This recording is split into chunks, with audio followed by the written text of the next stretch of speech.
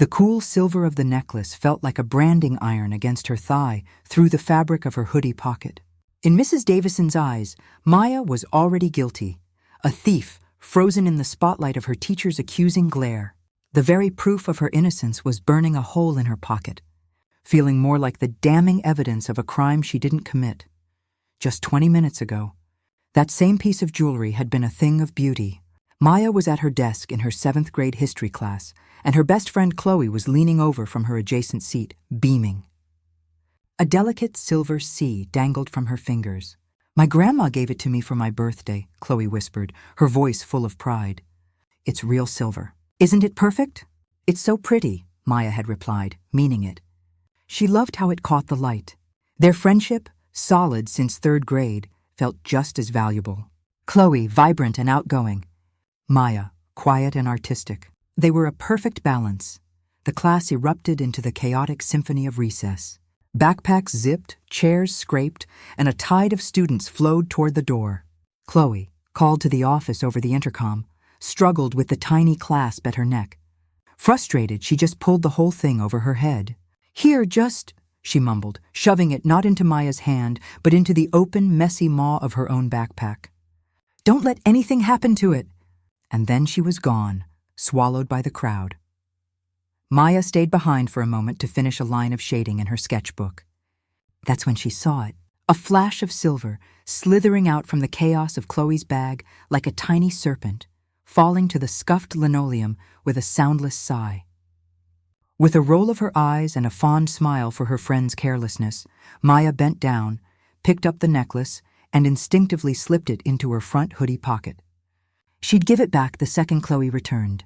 It was a simple, friendly act, but then the fire alarm blared. The piercing shriek, the frantic rush to line up, the long wait outside on the sunny athletic field. It all conspired to make her forget the necklace nestled against her leg. Now, back in the silent classroom, that simple act felt like a monumental mistake. Chloe was in tears, claiming her precious gift had been stolen from her bag. And Mrs. Davison, with the grim efficiency of a detective, had already settled on her prime suspect. "The classroom was empty except for you, Maya," Mrs. Davison stated, her voice cold and final. "Empty your pockets now." The necklace was in her pocket. So was her teacher's worst accusation. And in the terrifying silent exchange between the two, Maya was completely frozen. To tell the truth now felt impossible. To stay silent was a confession. Her heart hammered against her ribs, a frantic drumbeat of fear. The necklace in her pocket was no longer a piece of metal. It was a pulsating radioactive core of shame. Maya could feel every intricate curve of the C, every link of the chain, branding her through the fabric of her hoodie. Mrs. Davison's command to empty her pockets hung in the air, a trap she had walked right into. "Just take it out," a voice screamed inside her head. "Just say you were keeping it safe. It's simple. It's the truth." But her body refused to listen. Her hands were blocks of ice at her sides. Her throat had closed completely, sealed shut by a fear so profound it was dizzying. She saw the way Mrs. Davison was looking at her, not with curiosity, but with certainty. The teacher's eyes were narrowed, her lips a thin, disapproving line. She wasn't seeking an explanation. She was awaiting a confession. "I'm waiting, Maya," Mrs. Davison said, her voice dropping into a lower, more dangerous register. The classroom was so quiet Maya could hear the hum of the fluorescent lights above. 30 pairs of eyes drilled into her, a jury that had already reached its verdict. I didn't," Maya stammered, but the words were a weak whisper, swallowed by the tense room. "You didn't what?" Mrs. Davison pressed, taking a step closer. "You didn't think anyone would notice? That a beautiful silver necklace could just go missing from your best friend's bag? The misdirection was accidental but devastating." Chloe from her desk let out a fresh sob. The sound was a knife in Maya's heart. This was Chloe, her Chloe, who she'd had sleepovers with, who she'd told her secrets to. And now she was making her cry. "It's not in my pockets," Maya finally managed to say, the lie tasting like ash in her mouth. It was a pathetic, transparent deflection. She just needed time to think, to find a way to explain that wouldn't make her look guilty. Mrs. Davison's expression hardened into something truly frightening. "If you won't do it voluntarily, then we will do this the hard way. Empty your backpack onto your desk. Now. The command brooked no argument. With trembling hands, Maya unzipped her main compartment. Her sketchbook, her pencil case, her neatly folded homework. She dumped it all onto the scratched wooden surface. Her private world spilled out for public scrutiny. Mrs. Davison stepped forward and began to sift through Maya's things with the end of a pen, as if they were contaminated. "Please," Maya whispered, her eyes pleading. "I didn't take it." "Then you have nothing to worry about," Mrs. Davison replied coolly, not even looking at her. She tapped the sketchbook. "What's in here? Hiding something between the pages?" Humiliation burned through Maya's veins. Her sketches were her soul, dreamy landscapes, detailed portraits of her family, studies of Chloe laughing. To have this woman violate that space was a unique kind of torture. She found nothing, of course. The teacher's eyes then fell on the front pocket of Maya's hoodie, the very pocket that held the damning evidence. Maya instinctively clutched at it. "What's in that pocket, Maya?" Mrs. Davison asked, her voice dripping with suspicion. "You've been holding on to it this whole time." "It's nothing," Maya said, her voice cracking. "It's just—" My hands were cold. It was the worst thing she could have said. A flimsy excuse on a warm spring day. A low murmur went through the classroom. She saw heads nodding, looks of confirmation exchanged between her classmates. She's lying.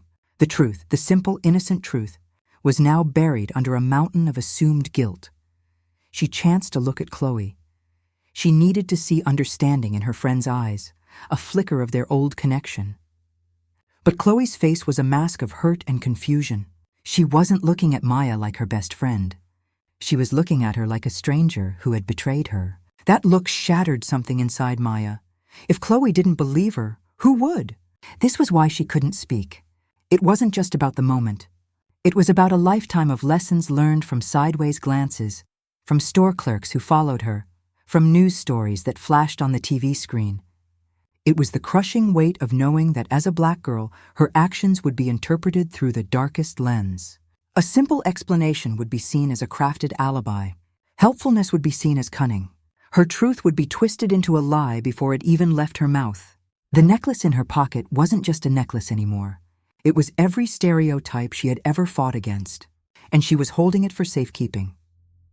"Since you're being uncooperative, you can sit in the chair at the front of the room," Mrs. Davison said, her tone final. "We will continue this discussion with Principal Higgins after class." The walk to the solitary chair at the front of the class was the longest and most exposed walk of her life. She could feel every single stare. She sat down, back straight, her hands folded in her lap to hide their shaking. The necklace felt like it was glowing, screaming its presence from her pocket. She was the exhibit, a cautionary tale put on display. The struggle was no longer about a misunderstanding. It was a battle for her very character, and from where she sat, utterly alone, she was losing. The clock above the whiteboard had become an instrument of torture. Each click of the second hand echoed in Maya's skull. Marking another moment, she was forced to sit in the blistering spotlight of shame. Mrs. Davison had resumed the history lesson, her voice artificially bright as she discussed the Treaty of Versailles. It was a surreal nightmare. To her left, the teacher pointed at maps of Europe. To her right, Maya sat as a living example of crime and punishment. Her classmates tried not to look at her, but their glances were like little stings, quick, sharp, and frequent. She kept her eyes fixed on a small chip in the wood of her desk, her vision blurring with unshed tears. The weight of the necklace in her pocket was unbearable, a secret that was slowly poisoning her from the inside out. She could feel the lump of it with every slight shift of her body, a constant mocking reminder of her own cowardice. Just say it, she begged herself. But the fear was a cage. Then a shadow fell across the doorway. Maya's heart leapt into her throat. Principal Higgins. The end had arrived. But the figure that appeared was both familiar and unexpected. It was Ms. Evans, the art teacher. She was a young, willowy woman who always smelled of turpentine and clay, her fingers usually stained with paint. She taught in a sun-drenched studio at the end of the hall, a world away from the rigid order of Mrs. Davison's history class. She stood there hesitantly, a stack of folders in her arms, her expression one of mild confusion as she took in the scene. A lesson proceeding with bizarre normalcy, and a student sitting in isolation at the front of the room like a dunce. "Can I help you, Lena?" Mrs. Davison asked, her tone slightly irritated at the interruption. "Oh, sorry, Helen," Ms. Evans said, her voice soft. "I just had those permission slips for the gallery trip." Her eyes flickered to Maya, and for a heart-stopping second, their gazes locked. Maya saw a flicker of something in the art teacher's eyes. Not accusation, but curiosity, concern. Maya quickly looked down at her hands, her face burning. "Just leave them on the desk, thank you," Mrs. Davison said. Dismissing her and turning back to the map, Maya's hope, so briefly ignited, sputtered and died. Ms. Evans would leave. Everyone else did. She would deposit the forms and walk away, and Maya would be left alone again with her secret and her sentence. But Ms. Evans didn't leave. She walked quietly to Mrs. Davison's desk and placed the folders down. Instead of turning to go, however, she lingered. She leaned against the edge of the desk, her arms crossed, and simply observed the room. Her presence was a soft, silent dissonance in the tense atmosphere. She wasn't a threat. She was a witness. Mrs. Davison tried to ignore her for a minute, but the weight of a silent observer became uncomfortable. "Was there something else, Lena?" she asked, a clear note of impatience in her voice. Ms. Evans pushed a strand of hair behind her ear.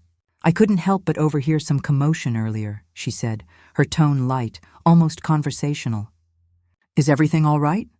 A tight, humorless smile stretched across Mrs. Davison's face. "Everything is under control. We had an incident of theft, but the matter is being handled." "Theft?" Ms. Evans repeated, her eyebrows raising slightly. She looked around the room, her gaze once again landing on Maya, but this time it was thoughtful, assessing. "That's serious. It is. And we will be getting to the bottom of it with the principal shortly." Ms. Evans nodded slowly, as if processing this.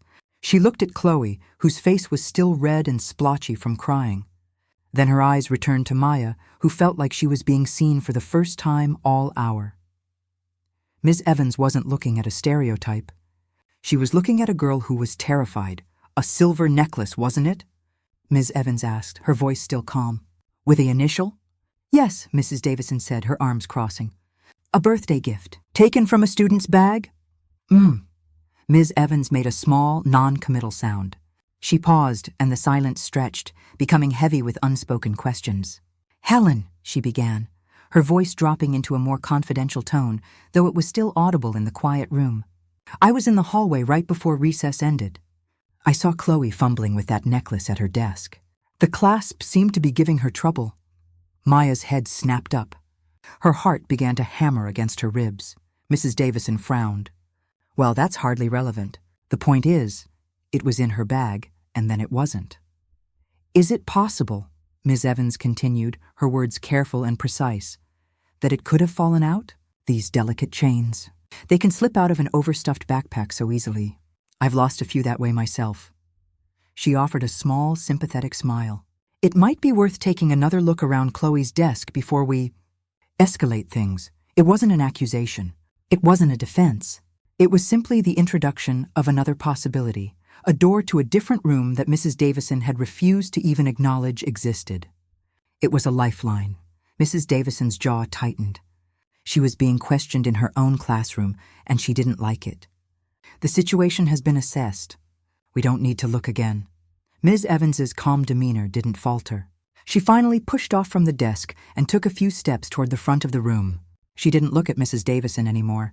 She looked directly at Maya. Her expression was kind but serious.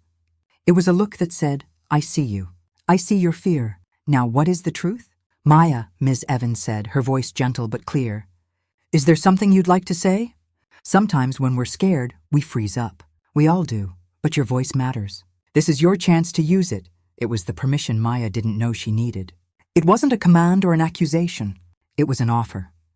Ms. Evans's quiet confidence created a tiny, sacred space in the room where the truth felt like it might actually be safe to exist.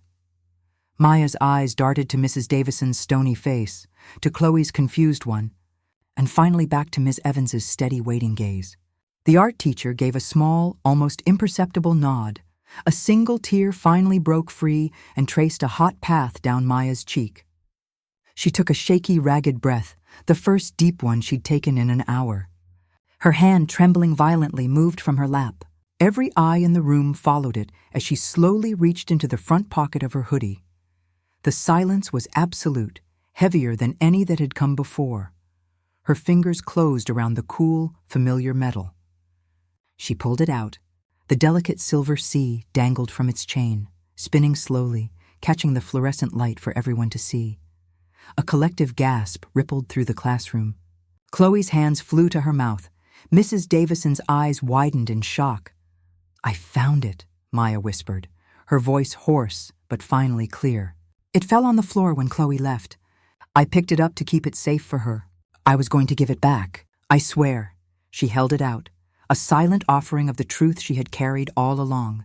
The necklace dangled from Maya's fingers, a silent, spinning accusation.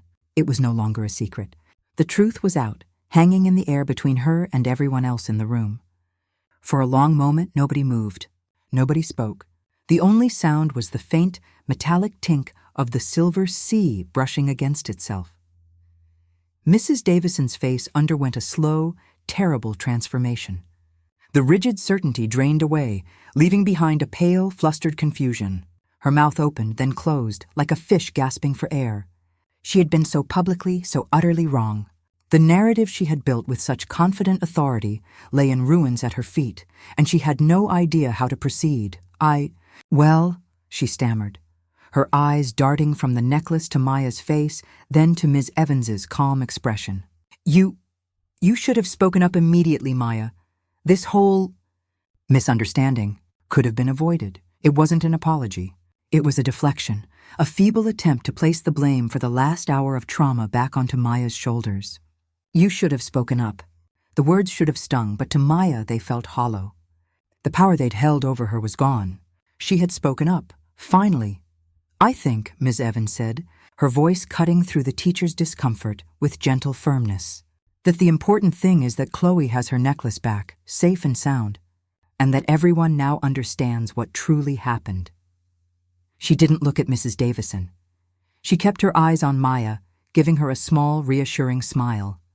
It was a gesture of solidarity that meant more than any forced apology ever could.